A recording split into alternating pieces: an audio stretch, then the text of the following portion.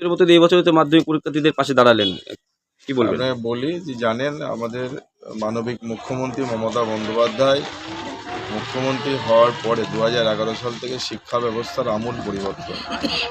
আজকে primary school থেকে বই খাতা জুতো school dress mid day meal free, class 9 থেকে মেয়েদের কন্যাশ্রী এবং সবুজ সাথীর সাইকেল, 11 ক্লাসে পড়াশোনা করলে মোবাইল কেনার 10,000 টাকা এবং কন্যাশ্রী 18 বছরে 25,000 টাকা। বিভিন্ন সহযোগিতা মমতা বন্দ্যোপাধ্যায় শিক্ষা ব্যবস্থায় পরিবর্তন এনেছে। ছাত্রছাত্রীরাই বাংলার মানুষ, ছাত্রছাত্রীরা পাচ্ছে, প্রত্যেকটা ছাত্রছাত্রী।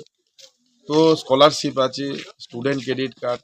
আমরা ওয়ার্ডের তরফ থেকে 16 নম্বর ওয়ার্ডের আমাদের ওয়ার্ডে এবছর 70 জন মাধ্যমিক পরীক্ষার্থী আছে।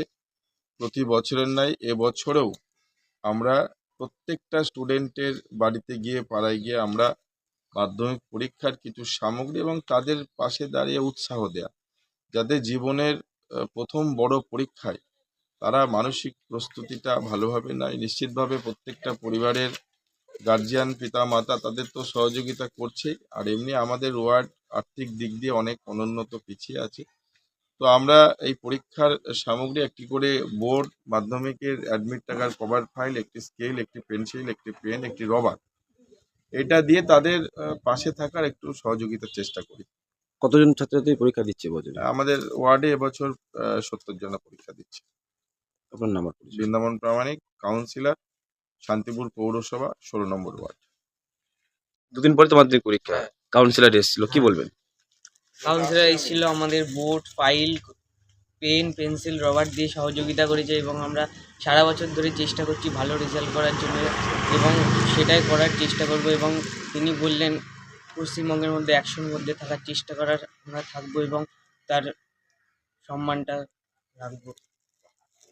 তোমার নাম? আমার নাম গৌরব বিশ্বাস।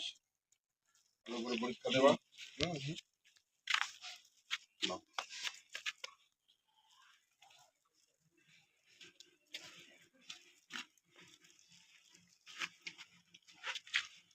সিজানা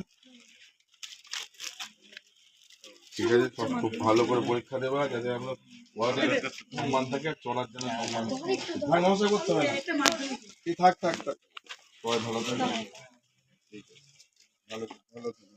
ঠিক আছে, ঠিক আছে বাবা, ভালো করে পরীক্ষা দাও সুন্দর করে, যাতে মানে 100-র মধ্যে থাকা যায় পশ্চিমবঙ্গে। ঠিক আছে, এটা